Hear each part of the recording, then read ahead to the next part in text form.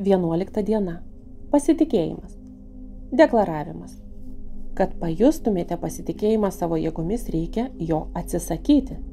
Nepasitikėjimą nulėmė gana didelis daiktų reikšmingumas. Pasitikėjimas kaip atrama man nereikalingas, nes jei neturiu reikšmingumo, tai neturiu ką ginti ir ką užkariauti. Man nėra ko bijoti ir dėl ko nerimauti. Jei man niekas neturi pernelyg didelės reikšmės, mano pasaulio sluoksnis švarus ir skaidrus. Aš atsisakau kovos ir judu pasroviui su variantų tėkme.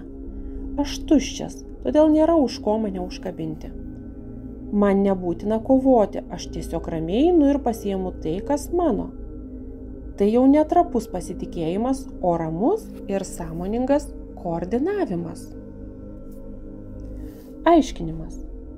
Nepasitikėjimas sukuria uždarą ratą.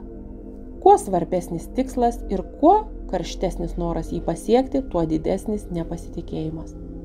Kuo griežčiau bandoma kontroliuoti save ir situaciją, tuo labiau varžomasi.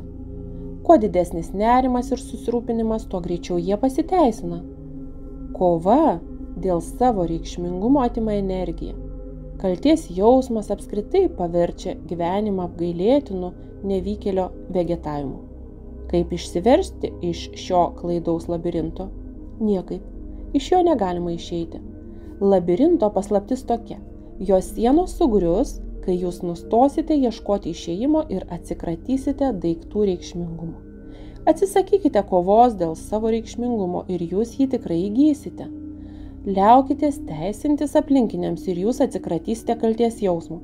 Jeigu jūs sumažinsite išorinių objektų reikšmingumą, jie jūsų nebeslėgs savo svarba. Na ir galiausiai visišką koordinavimą užtikrins sielos ir proto santarvė. Tik reikia paklausyti, ką liepia širdis ir gyventi pagal savo kredo.